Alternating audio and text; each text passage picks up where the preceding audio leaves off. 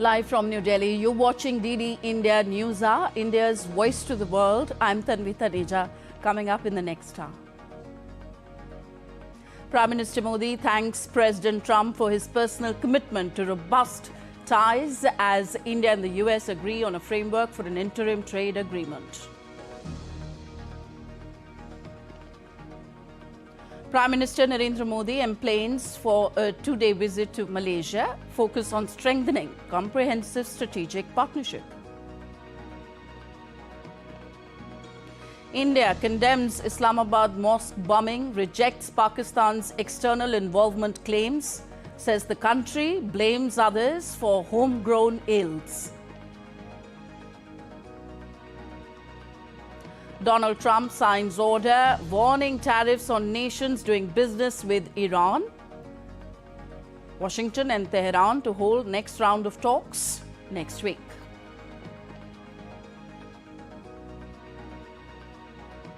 And in cricket, India begins its T20 World Cup title defence as it faces the USA in Mumbai today.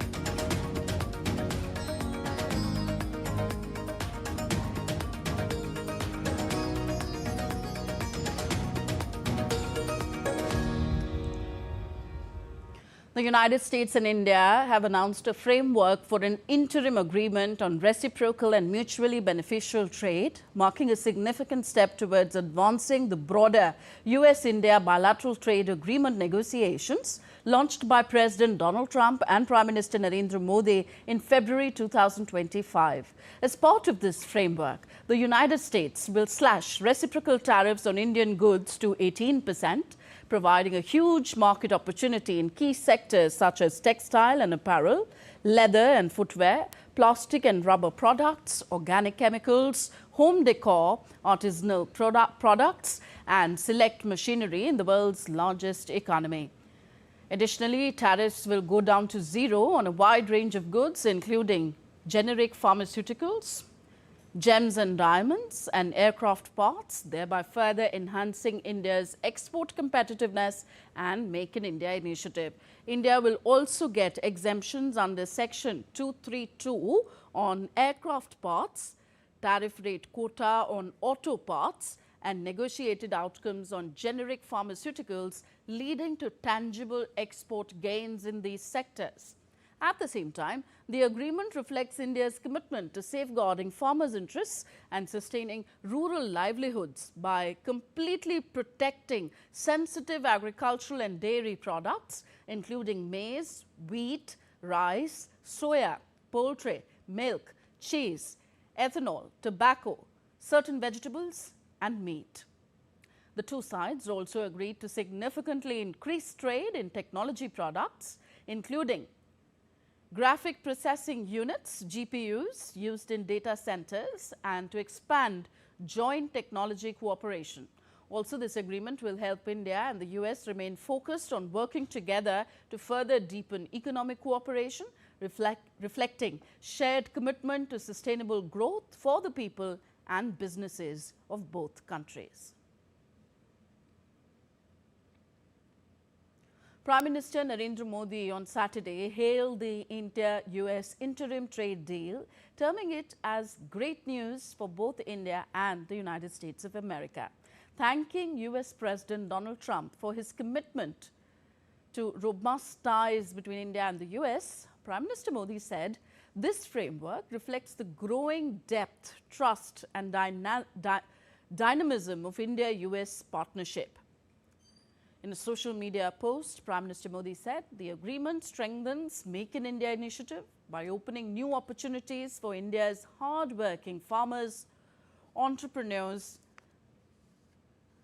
medium, small and micro enterprises, MSMEs, startup innovators, fishermen and more. He further said it will generate large-scale employment for women and youngsters. PM Modi further said that India and the United States share a commitment to promoting innovation, and this framework will further deepen investment and technology partnerships between the two countries. He said this framework will also strengthen resilient and trusted supply chains and contribute to global growth. The Prime Minister stressed that as India moves forward towards building Viksit Bharat, developed India, we remain committed to building global partnerships that are future-oriented, empower our people and contribute to shared global prosperity.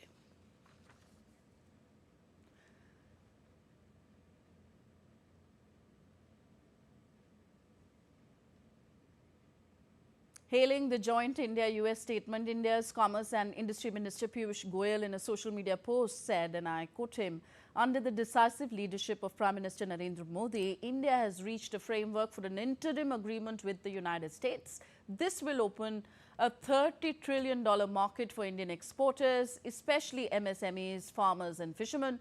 The increase in exports will create lakhs of new job opportunities for our women and for our youth." Further hailing the announcement of India-US interim agreement regarding reciprocal and mutually beneficial trade, India's Finance Minister Nirmala Sitharaman said that India remains committed to negotiating the broader US-India bilateral trade agreement.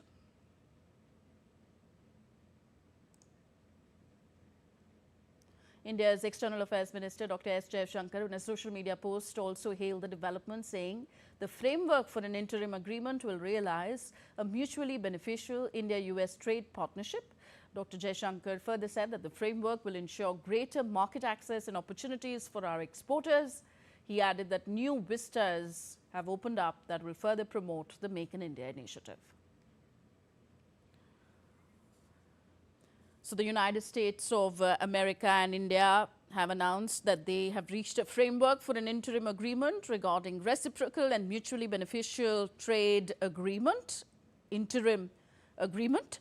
And the framework reaffirms the country's commitment to broader US-India bilateral trade agreement negotiations. These negotiations were launched by President Donald Trump and Prime Minister Narendra Modi on February 13, 2025, which will include additional market access commitments and support more resilient supply chains. The interim agreement between US and India will represent a historic milestone in the countries' partnership, demonstrating a common commitment to reciprocal and balanced trade based on mutual interests and concrete outcomes. So India will eliminate or reduce tariffs on all US industrial goods and a wide range of US food and agricultural products, including dried distillers' grains, red sorghum for animal feed, tree nuts, fresh and processed fruit, soybean oil, wine and spirits, and additional products. The United States will apply a reciprocal tariff rate of 18% on originating goods of India, including textile, apparel, leather, footwear, plastic, rubber, organic chemicals, home decor, artisanal products, and certain machinery, subject to the successful conclusion of the interim agreement. And we are now joined by Prasenjit K. Basu, senior economist, to help us understand this United States-India joint statement on the interim bilateral trade agreement. Welcome, sir, to the program. How significant is this interim trade agreement in the context of India-US economic relations, and what does this framework signal about the future of US-India comprehensive global strategic partnership? Well, it's a welcome development, and in terms of the economic impact, I think it'll be very substantial. We are seeing a reduction in the effective tariff on most in US being cut to 18% from 50%. That is a huge improvement. And several of our exports to the US, like pharmaceutical exports, exports of smartphones, particularly Apple products, etc., continue to go in more or less duty-free into the US. So we are already continuing to gain market share in those areas. And now we'll be paying a much lower tariff than China. China is going to be paying around 33 or 34%. Vietnam, Bangladesh, etc., are paying 20%. Several other Asian countries, Indonesia, etc., are paying 19%. So we're paying a slightly lower tariff than our major competitors, a substantially lower tariff than China. So that will provide a very significant boost to India's exports to the US. The second factor is that over the past 2 or 3 months, we have reformed our own economy. We have introduced our new labor laws, which make the labor market much more flexible and ensure that labor-intensive exports from India become far more competitive. So those are some of the key economic benefits. We are going to, I think, see substantial economic benefits coming out of this lowering of tariff barriers. Now, at the same time, you also spoke about the strategic importance. I think over the past 7 or 8 months, we've seen the U.S. downplaying or almost ignoring the existence of the quadrilateral security dialogue mechanism, the Quad, which houses India, the U.S., Australia, and Japan in a quasi-strategic partnership or alliance. That partnership, I think, will now be revived, partly because the joint statement today also talks about the strategic dimension and the importance of India's additional defense purchases from the United States. So we, of course, have been diversifying our sources of defense exports. Russia remains our largest supplier, but France is a significant one, and now the U.S. is increasingly trying to enter the picture and becoming the third pole for our defense imports. So I think that will strengthen the strategic relationship between the U.S. and India. I think the Quad hopefully will be revived as a consequence over the next few months. We are supposed to host a Quad summit. It's already 4 or 5 months delayed. Hopefully, the end of the India-U.S. tensions over trade will help to restore the old strategic ties and ensure that we get the Quad is revived. Okay, which Indian sectors are likely to benefit the most from this agreement once finalized, and are there any sectors that may face short-term challenges? Well, the major sector that will benefit is labor-intensive manufactured exports. So textiles, garments, shoes, toys, leather products. They will benefit not only from the reduction in US tariffs, but also from the fact that the European Union will be cutting tariffs on all those lines to zero as soon as the India-EU FTA comes into force. So the textile and garment sector is set to benefit enormously. The area where there could be some pressure is things like wine. India has a burgeoning spirit sector with wine produced in the Nashik and elsewhere. There will certainly be some competition there now because wine from the US will come in at much lower tariff rates. Other spirits too will see more competition. So that is probably the main area where enhanced competition will occur. I think in some of the agriculture areas where we are allowing US imports, things like tree nuts and so on, India isn't a major producer. There is some production coming out of places like Himachal Pradesh and Kashmir, but fairly modest amounts, and it does not entirely meet our domestic demand. So the fact that we'll get additional supplies and perhaps cheaper supplies from the United States will not be too much of a burden on those producing those things in India. Okay, and what about Indian goods? With the US applying an 18% reciprocal tariff on Indian goods, how competitive will Indian exports remain in the American market? I think they'll be very competitive. Already, we were the 10th or 11th largest exporter, and actually even, I think, 9th largest exporter into the US prior to this. Now, even with the 50% tariff, our exports were holding up reasonably well. Now, with the tariff reduction to lower rates than being paid by China particularly and also by Vietnam, etc., I think we're likely to see a very substantial increase in India's market share because we are highly competitive and we've now done the labor market reforms that make labor-intensive manufacturing even more competitive than they used to be in the past. So I expect that we will gain substantial market share. Our share of U.S. imports is close to 3%. I think over the next 2 or 3 years, that share within the next 2 or 3 years will rise to 4.5% or so. Okay, so will zero tariffs on pharmaceuticals, gems and aircraft parts meaningfully strengthen India's Make in India push? Absolutely. I think particularly pharmaceuticals, gems and jewelry. Now, gems and jewelry is a sector that is facing some structural challenges, but within those constraints, we are the leading player in the world, and we will see good benefits from the reduction to zero tariffs. Pharmaceuticals have continued to benefit, and we'll see more of that. I think we'll see some American companies ramp up production in India, but our own generic drug manufacturers are doing well.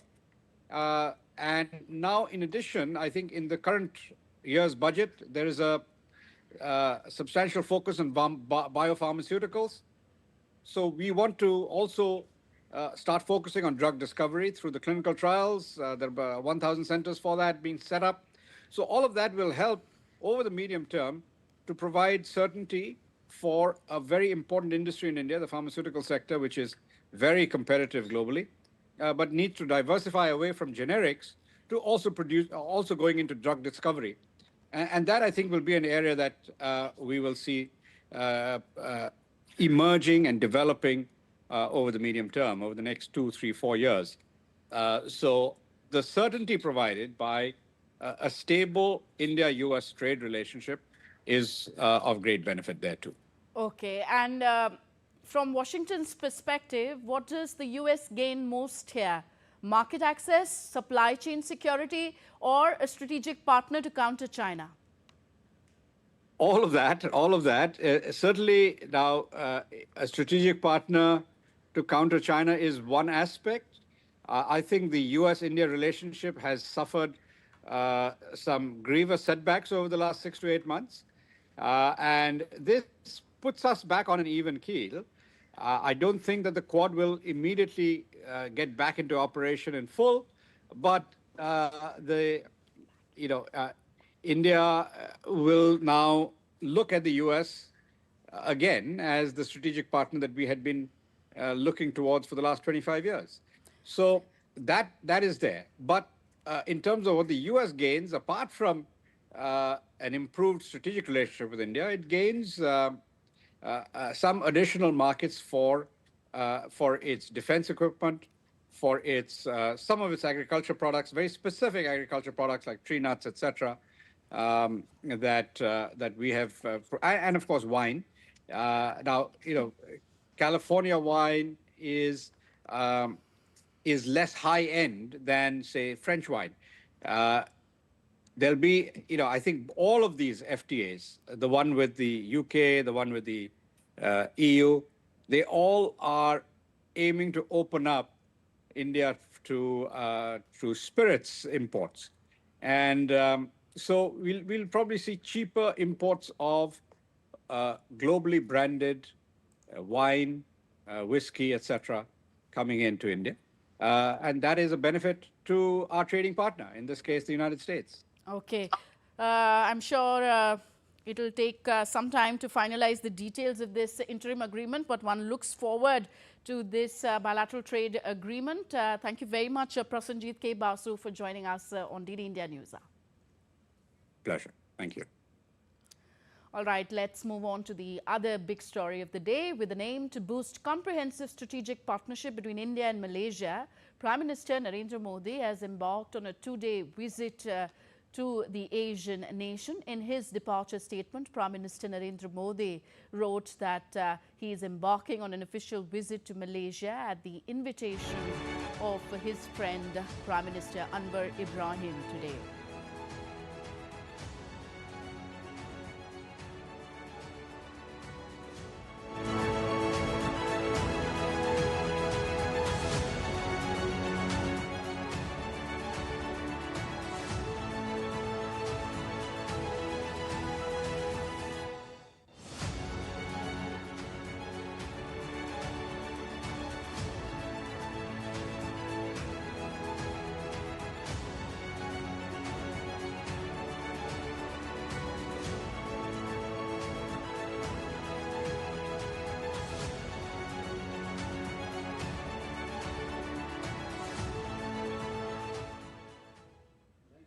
So, the historic ties between India and Malaysia have seen steadfast progress in recent years. Let me read out Prime Minister Modi's departure statement here. He says that he looks forward to his discussions with Prime Minister Anwar Ibrahim and to further enhance comprehensive strategic partnership between the two countries.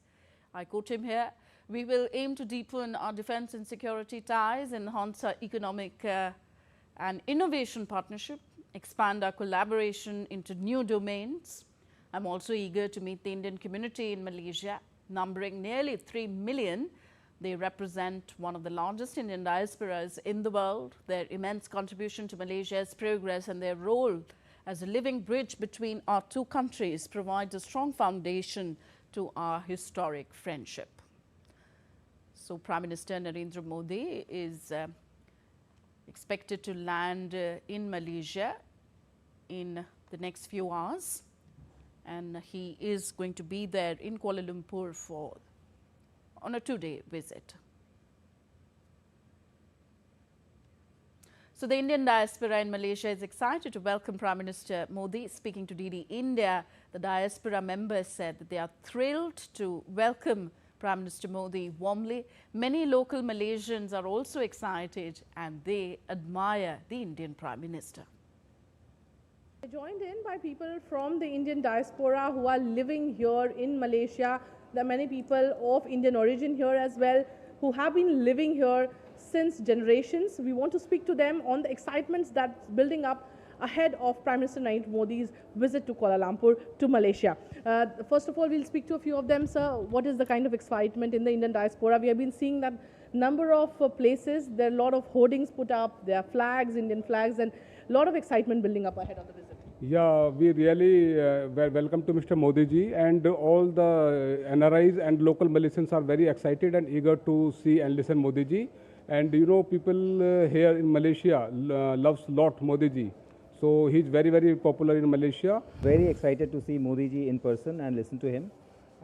His voice is so energetic. Whenever we hear him, really, I mean, whenever we hear him on media or anywhere else, we really feel very excited, and always he tries to encourage people to go out of the box and do something new. And also my local Malaysian friends, they really say that you got a really very, very good Prime Minister. He is driving the nation in a very good direction. So that we feel very, very elated when we hear something from Malaysian people who closely watch him. I think one of the most popular leaders in the world. I'm really excited to see Modi ji here in Malaysia, Kuala Lumpur. His visit definitely reflects the strong connection of India with the global nations, including Southeast Asia. We were very excited and we are very proud of being Indian, and of course his leadership is commendable. So we are looking forward to see him. We are happy to see here in Malaysia because first of all we are never seen in India Mr. Narendra Modi ji, and we are feel lucky and feel proud to be Indian. We are very excited because Mr. Narendra Modi ji is coming here, and I am so proud of him because he's doing so many work for poor peoples and women also, and he's doing so many works for young generations. The diaspora clearly an excitement ahead of Prime Minister Narendra Modi's arrival here in Kuala Lumpur in Malaysia. Definitely his third visit to the country, but something that especially the Indian diaspora is waiting for, because the diaspora here is huge, is in numbers especially, and they are contributing to the Malaysian economy as well. So definitely a lot of expectations on the economic front. That's what the diaspora tells us. With camera person Jagmohan, this is Meghna Dev for DD India from Kuala Lumpur, Malaysia. So our correspondent Meghna Dev is joining us now from Kuala Lumpur. Hi Meghna, Prime Minister Modi's visit marks the first high-level interaction since India and Malaysia elevated their relationship to a comprehensive strategic partnership in August 2024. Could you briefly shed some light on this strategic partnership? What does it mean in practice? Yes, Tanvi, when we actually see that this relationship is going to have more, is going to be accelerated with this visit, we see that there will be some important roadmap that could be paved for future bilateral interactions, future bilateral engagement between both the countries. Very importantly, there are different diverse, important emerging areas of cooperation that can emerge, especially when we're talking about semiconductors. We do see that Malaysia has about 30 to 40 years of experience in the semiconductor sector. And looking at that, its exports actually, Malaysia's semiconductors comprise of Malaysia's 30% of exports. Not only semiconductors, but the allied industries as well. So we will definitely, as India is also on its path to build a very solid, a very huge semiconductor ecosystem, India would want to tap in the many important players from the Malaysian market as well, and industries are definitely looking very interested in investing in India, in opening up important fab units or other units in India. Besides that, also there have been recently MOUs also signed between IIT Madras and ASEM in Malaysia for in terms of chip designing, skilling of professionals, and much more. So this is one area that holds more promise in terms of where we're talking about when we're talking about new areas. Besides that, obviously, the defense sector, when we're talking about the sale of Dornier aircraft, maintenance of Scorpion and Su-30. So all of these is also something that will be on agenda. Besides, when we're talking about MOUs and agreements, important is the DPI, the Digital Public Infrastructure. When the Malaysian Prime Minister was in India, there was a India-Malaysia Digital Council that was formed. And this time around, NPCI and PayNet will be doing an MOU as well. So that will be an important milestone that India and Malaysia are reaching in terms of digital infrastructure. Besides that, there are MOUs that are expected in the peacekeeping sector, when we're talking also about different sectors, investments, much more. But also, having said that, we definitely do see the importance of the Indian diaspora in Malaysia.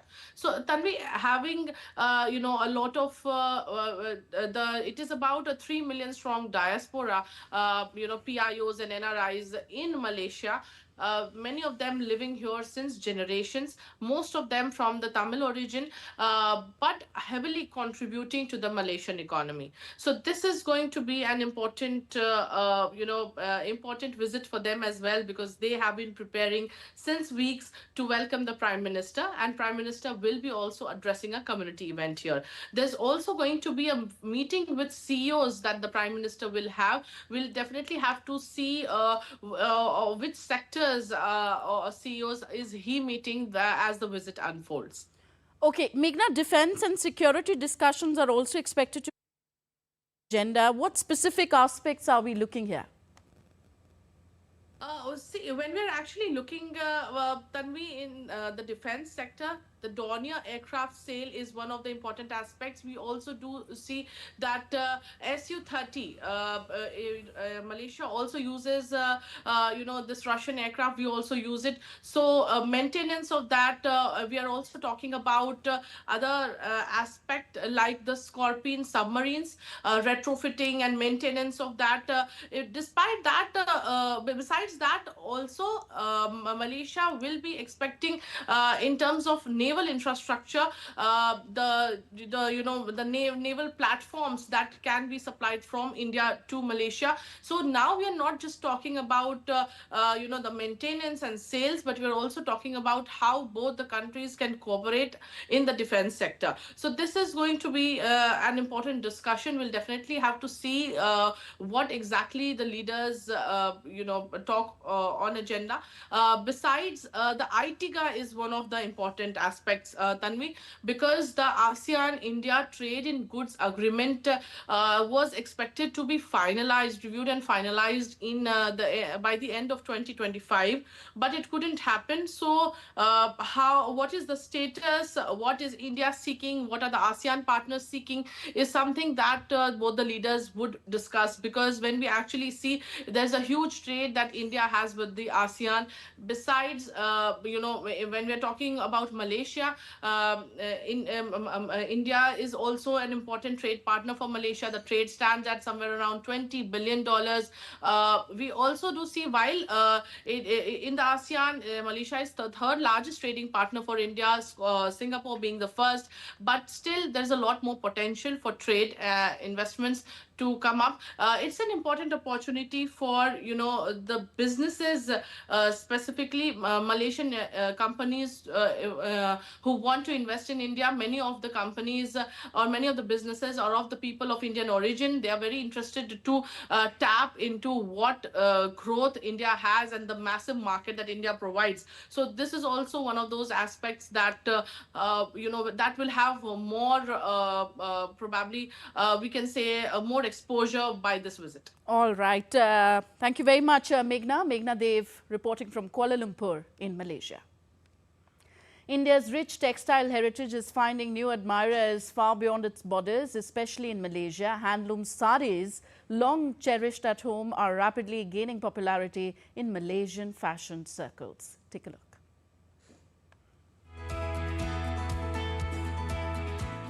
From traditional silk to vibrant cotton weaves, handloom saris are weaving their way into the hearts and wardrobes of fashion-savvy Malaysians.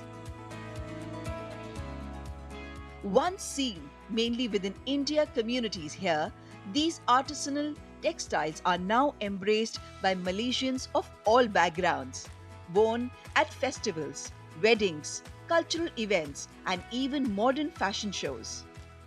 What is the kind of response that you get when you are selling these, Indian saris here? After PM Modi have encouraged and talked about handloom saris, I see a lot of people, there are so many people who have love for saris, and they not only just our Indians, but the people locally who are Malaysians and also foreigners. Especially even they come and buy saris. Whenever people come from all over the world to visit temple, they definitely wanted to buy only one sari. At least one sari I will buy from Banaras, and that one sari should be made in handloom, pure silk, pure zari.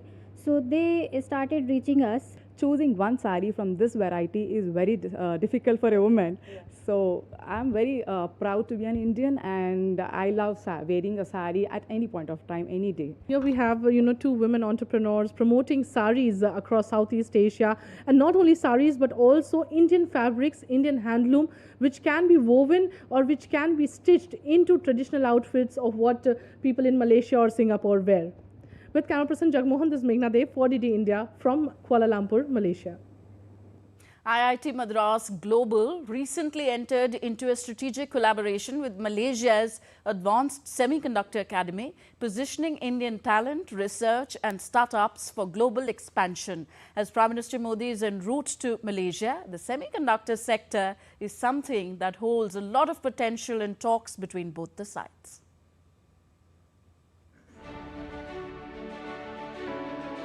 India's semiconductor ecosystem is gaining global momentum.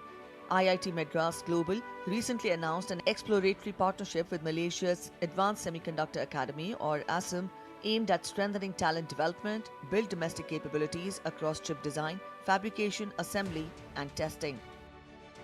ASM and IIT Madras will collaborate to build and nurture a future-ready talent pipeline in semiconductor and IC design, with a strong focus on the automotive industry, robotics, and next-generation intelligent mobility sectors. This collaboration will place particular emphasis on low-emission and future mobility applications, including autonomous driving technologies, electric vehicle platforms, drones, and eVTOLs, the electrical vertical takeoff and landing systems, while supporting industry-ready skills, development, applied research, and innovation. Under the framework, IIT Madras Global will design and deliver advanced skilling programs, executive education, leveraging IIT Madras' strong academic and research base, and ASM will support outreach and industry enablement in Malaysia. IIT Madras Global, they have recently signed an MOU with the state of Selangor. Just to put in perspective, state of Selangor is which produces close to 25% of the GDP of Malaysia. And here I think they're going to start based on this year training of a large number of Malaysian in the design of the chips. So IIT faculty will be involved in this, but it is IIT Madras Global. These are some of the examples of where things have already happened. Malaysia has a record of having almost close to 4 decades of development of semiconductors, and here there is a lot of potential for what they call is advanced technology enterprises. Malaysia and India are signaling a push for closer cooperation in the semiconductor sector. Malaysia launched its National Semiconductor Strategy in 2024, focusing on modernizing chip packaging and testing, attracting high-end manufacturing equipment players, and expanding existing fabs.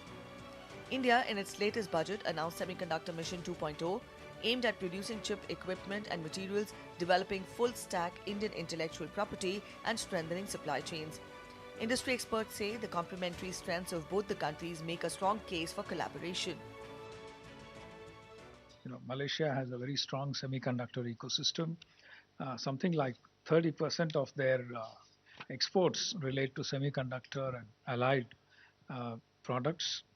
So they have a really strong performance over many years in the area of semiconductors. They have almost 30-40 years experience in those areas. So we are in the process of establishing a multi-layered collaboration arrangement through a G2G MOU, semiconductor industry-led collaborations, and also R&D, both in terms of setting up fabrication centers, also assembly testing centers, etc. Our companies are also interested in collaborating with Malaysia. As India's semicon industry gathers pace, India and Malaysia's semicon collaborations will help talent, research, and startups plug directly into global semiconductor value chains. Meghna Dev reporting from Kuala Lumpur for DD India. And next we take a look at some of the highlights of the important and strategic partnership between India and Malaysia.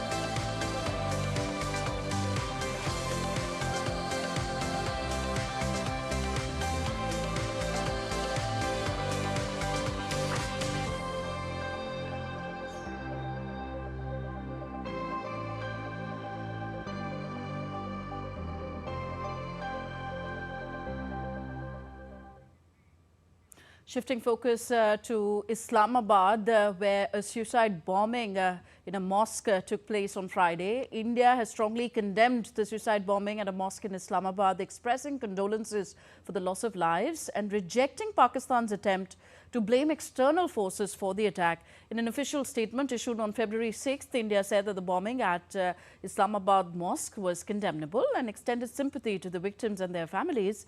The statement added that it was unfortunate that Pakistan, instead of addressing deep-rooted issues within its own social fabric, continues to delude itself by blaming others for its homegrown ills. India categorically rejected any allegations levelled against it, calling them baseless and pointless. On Friday, an attacker had opened fire at the gates of a mosque in Islamabad before setting off a suicide bomb and killing at least 31 people in the deadliest attack of its kind in Pakistan's capital in more than a decade. Meanwhile, Islamic State claimed responsibility for this attack in Islamabad. Islamabad had witnessed another suicide attack on November 11th, which killed 12 people and injured 27 others. Then, Pakistani authorities had said that an Afghan national had carried out that attack. Staying in the region, India on Friday successfully carried out a test launch of the Agni-3 intermediate range ballistic missile, marking another milestone in the country's strategic missile program. The missile was test fired from the integrated test range in eastern India's Chandipur. According to the Ministry of Defence, the launch met all the mission objectives and validated the missile's operational as well as technical parameters. The test was conducted under the supervision of the Strategic Forces Command, which is responsible for managing the country's strategic assets. The Defence Ministry confirmed the successful trial through an official statement. Moving on to West Asia now. US President Donald Trump on Friday said that Washington held very good talks on Iran after the two sides held an indirect dialogue in Oman. Talking to media on board Air Force One, Trump described the discussion as very good and said more negotiations were planned for early next week. Iran, on its part, said that it expected to hold more negotiations with the United States, hailing a positive atmosphere during a day of talks in Oman. Iran's Foreign Minister Abbas Araghchi, who led Iran's delegation in Muscat, said the talks focused exclusively on the Iranian nuclear program. Shortly after the talks concluded, the US announced new sanctions against shipping entities and vessels aimed at curbing Iran's oil exports. However, it was not clear if the move was linked to the talks. Also, US President Donald Trump signed an executive order on Friday that may impose tariffs on countries doing business with Iran. The White House posted on X saying, President Donald Trump signs an executive order confronting the Iranian regime, establishing a process to impose tariffs on countries that continue purchasing goods or services from Iran. The executive order said that the levy may be imposed on goods imported into the United States that are products of any country that directly or indirectly purchases, imports or otherwise acquires any goods or services from Iran. And let's give you some stock market news now. First, from the United States, major stock indices rallied strongly on Friday, with the Dow Jones Industrial Average finishing above 50,000 for the first time, rebounding after a day of declines driven by risk-off sentiment. The Dow climbed more than 1,200 points to reach 50,137, surpassing its previous record high set on Tuesday. The S&P 500 jumped 1.5%, while the tech-heavy Nasdaq Composite Index climbed 1.7%. Nvidia shares surged over 8%, while Broadcom and Tesla posted sizable gains as well. Amazon was the biggest loser on the Dow Jones on Friday, falling 5.6% after announcing it planned $200 billion in capital spending in 2026 to build up artificial intelligence capacities. On to sports news now. First news from cricket. India appear to be the front runners as one of the strongest contenders for the ICC T20 World Cup 2026. Team India has become even more lethal because of their batting depth. In this T20 World Cup, what will be India's biggest strength and what will be their key challenges they must address? Highlighting these points, DD India's Gaurav Kumar presents to us this special report from Mumbai. Will this Indian team can create history by winning the World Cup T20 title at their home soil? Can they win this title back to back?